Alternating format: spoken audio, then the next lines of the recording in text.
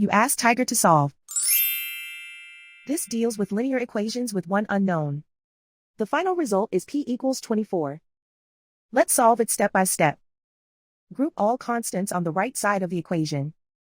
Subtract 20 from both sides.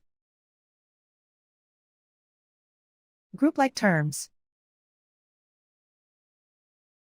Simplify the arithmetic.